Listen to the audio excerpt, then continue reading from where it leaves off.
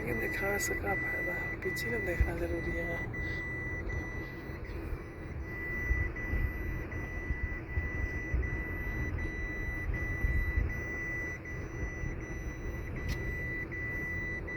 बस कैसे